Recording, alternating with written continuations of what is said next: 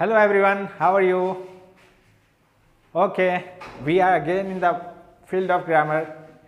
Grammar में मैं इसमें जो ग्रामर है वर्ब के कुछ फैमिली मेंबर्स से आपका परिचय करा दें, ठीक है। उस फैमिली मेंबर्स में एक होता है ट्रांजिटिव वर्ब और फिर होता है एक इनट्रांजिटिव वर्ब। तो सबसे पहले ट्रांजिटिव वर्ब क्या है इसको हम जान लें।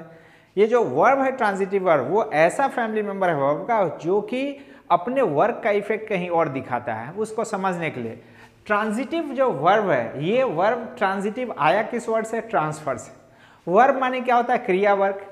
अगर कोई आदमी वर्क कर रहा है, ठीक है, और उस वर्क का इफेक्ट किसी दूसरे के ऊपर पड़ रहा है, यानी कि वर्क ट्रांसफर हो रहा है, वर्क का इफेक्ट ट्रांसफर हो रहा है, किस पर हो रहा है?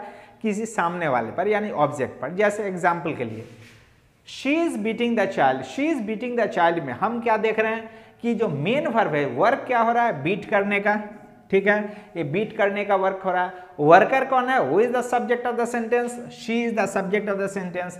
शी इज वर्किंग, वर्क कौन कर रही है? बीट करने का वर्क शी कर रही है। लेकिन ये वर्क है, इसका इफेक्ट किस पर पड़ रहा है? इफेक्ट पड़ रहा है इस ऑब्जेक्ट के ऊपर, ठीक है। तो पहला जानने का तरीका है कि ट्रांजिटिव वर्ब किसको कहेंगे? ट्रांजिटिव वर्ब कहेंगे उस चीज को कि किसी भी सेंटेंस में जो वर्क किया जाता है सब्जेक्ट के द्वारा, इस वर्क का इफेक्ट ट्रांसफर होकर चला जाता है किस पर? ऑब्जेक्ट के ऊपर, ठीक है। ट्रांजिटिव वर्ब यानी transfer of verb, transfer of work, transfer of the effect of work from the subject to that of the object. Work कर रहा है सब्जेक्ट लेकिन इफेक्ट पड़ रहा है ऑब्जेक्ट के ऊपर। So this beating is said to be transitive verb. एक और एग्जांपल से हम देख लें, I am singing a song. अब I am singing a song, अब I am singing a song में आई क्या है? सब्जेक्ट है। वर्क क्या कर रहा है? गाने का। एक गाने का इफेक्ट क्या गाना पर पड़ रहा है? नहीं। तो फिर यहाँ ऊपर वाला जो है सेंस वो नहीं होगा। तब इसका दूसरा है ट्रांजिटिव वर्ब। और किसको कहेंगे? कि कोई गाना गा रहा है, ठीक है, और वो काम क्या किया? गाना गाने का। और उसका गाना जो भी ऑडियंस है सामने बैठा हुआ, वो ऑडियंस तक उसका गाना ट्रांसफर हो रहा है, तभी तो वहां तक पहुंचा। एयर में ट्रांसफर हो रहा है उसका वर्क, तभी तो वहां पर पहुंचा। यानी जो दूसरा समझने का ट्रांजिटिव वर्ब का कि वर्क करे और वर्क जो वह करे वो वर्क ट्रांसफर होता चला जाए, उसको बदन को छोड़ करके दूसरे जगह भी चला जाए, that is also said to be transitive verb. तो इसलिए यहां भी सिंगिंग ट्रांजिटिव वर्ब हो गया, ठीक है। एक और देख लें, he will eat a mango. मान लो कि अ मैंगो का हमने यूज नहीं किया, सपोज हमने अ मैंगो यूज नहीं किया, तो ही विल ईट। अब ही विल ईट, क्वेश्चन आ रहा होगा दिमाग में, ईट क्या चीज? ठीक है, ईट ग्रेप्स है, ईट मैंगोज है, ईट एप्पल्स है, कुछ भी हो सकता है। तो यानी कि क्या ईट क्या कह रहा है? अपने बात कह रहा है कि मेरे को ऑब्जेक्ट लिख दो, ठीक है, आई नीड एन ऑब्जेक्ट। और ऑब्जेक्ट में मान लो कि हमने कर दिया ए मैंगो, मैंगो। तो यह वर्ब क्या कर रहा है? एक ऑब्जेक्ट को डिमांड कर रहा है। यानी कि तीसरा तरीका समझने का ट्रांजिटिव वर्ब का कि ट्रांजिटिव वर्ब अपने बाद हमेशा एक ऑब्जेक्ट को डिमांड करता है, ठीक है। जैसे ईट ऑब्जेक्ट को डिमांड कर रहा है, इसलिए ईट यहां पर क्या हो गया? ये भी ट्रांजिटिव वर्ब हो गया, ठीक है। अब लास्ट एक example, they have written a letter. अब they have written a letter, अब रिटन ट्रांजिटिव है कि नहीं है वो देखें।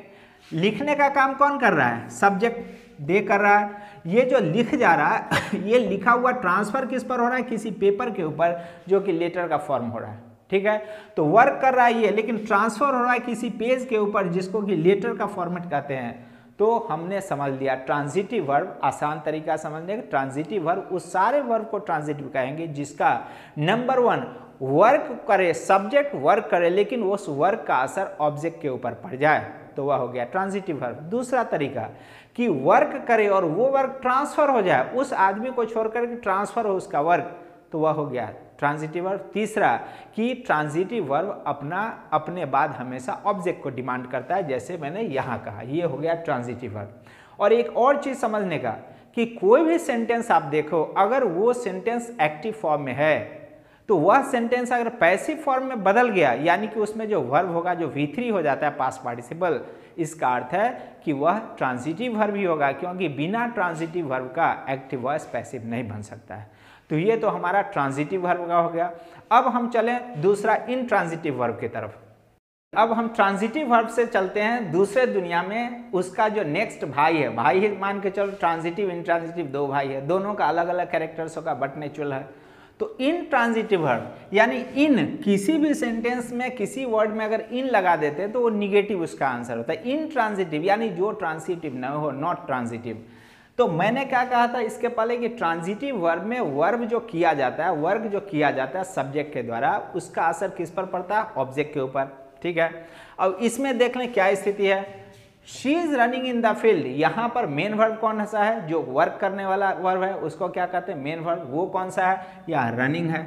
ठीक है, ये रनिंग वर्क कौन कर रहा है? तो रनिंग वर्क कर रहा है शी, ही, जो कि सब्जेक्ट है। अब ये जो रनिंग कर रहा है, इस रनिंग का इफेक्ट, प्रभाव क्या फील्ड पर पड़ रहा है? रनिंग का प्रभाव फील्ड पर पड़ रहा है। दौड़ेगा ही तो हाफेगा कौन? हाफेगा फील्ड? नहीं, हाफने का काम भी यही करेगा। ठीक है, यानी इस वर्क का इफेक्ट इस पर नहीं पड़ रहा है, इस वर्क का इफेक्ट वापस इसी पर पड़ रहा है। तो इस वर्क का इफेक्ट नहीं पड़ रहा है, यानी वर्क जो है उसका ट्रांसफर नहीं हो रहा है फील्ड के ऊपर। तो यही हो गया इंट्रांजिटिव वर्ब। उसमें क्या कर रहे थे कि आई एम ईटिंग मैंगो, तो ईटिंग वहां पर वर्ब क्या हो गया? ट्रांजिटिव। क्यों? क्योंकि यह मैंगो खा रहा है और मैंगो का साइज धीरे धीरे क्या होगा? छोटा होता चला जा रहा है। इफेक्ट किस पर पड़ रहा है? मैंगो के ऊपर। तो यहां पर क्या है? इफेक्ट फील्ड पर ऊपर नहीं पड़ रहा है, इफेक्ट किस पर? वापस इसी पर पड़ रहा है। यानी कि सीधा सीधा समझने का, कोई भी एक्टिविटी हो रहा है, कोई वर्क कर रहा है सब्जेक्ट, और वह सब्जेक्ट जो भी वर्क कर रहा है वो उसका इफेक्ट अगर सामने नहीं पड़े तो उसी को हम इंट्रांजिटिव वर्ब कहते हैं। दूसरा example, she is sleeping on the bench. कोई मान लो बेंच पर ही काफी थका हुआ है, ठीक है, क्लास में ही बेंच पर ही इतना पढ़ा कि उसको जो है थकावट आ गई, बेंच पर ही सो गया। अब बेंच पर सो गया तो वर्क क्या हो रहा है? सोने का। वर्क ये कर कौन रहा है? शी कर रही है। अब शी बेंच पर सो रही है, तो क्या बेंच पर सो रही, तो सोने का इफेक्ट क्या बेंच पर? बेंच सो जाएगा? बेंच तो सोएगा नहीं, सोएगा यही। तो यानी कि स्लीपिंग का इफेक्ट बेंच पर नहीं पड़ रहा है। कोई कहेगा सर बेंच पर इफेक्ट पड़ रहा है, कैसे? उस पर कोई दूसरा बैठ नहीं पाएगा, वो पूरा सोई हुई है इसलिए। तो वो चीज एक अलग हो गया, ठीक है। लेकिन इफेक्ट जो है तो सोने का वो बेंच पर नहीं पड़ेगा। तो जब वर्क का इफेक्ट यहां नहीं पड़े, ऑब्जेक्ट कहना गलत है, नहीं पड़े, तब जाके इसको ट्रांजिटिव नहीं बल्कि इंट्रांजिटिव वर्ब कहेंगे। अब ये द फील्ड या द बेंच है क्या चीज? ऑब्जेक्ट है कि नहीं, वो भी थोड़ा देख लें, ऑब्जेक्ट है कि नहीं। क्या कहे एक ऑब्जेक्ट को समझाने के लिए, वह मैं फिर से कह रहा हूं, he is eating a mango. He is eating a mango. अब he is eating a mango में ईटिंग क्या है? ट्रांजिटिव वर्ब है। कैसे ट्रांजिटिव वर्ब है? क्योंकि वर्क ये कर रहा है, इफेक्ट किस पर पड़ रहा है? मैंगो के ऊपर, वो खत्म होता चला जा रहा है। अब ये अ मैंगो क्या है? ऑब्जेक्ट है। कैसे ऑब्जेक्ट है? क्योंकि ही इज ईटिंग में कोई भी आगे मेन वर्ब के बाद जो भी नाउन प्रोनाउन है वो आपका ऑब्जेक्ट है कि नहीं है, समझने का सबसे बेस्ट उपाय है कि अब मैंगो को हटा दो। अब मैंगो को हम मैथमेटिक्स के फॉर्मूला के अनुसार एक्स मान लो कि एक्स है, हमको पता नहीं वो ऑब्जेक्ट है कंप्लीमेंट है।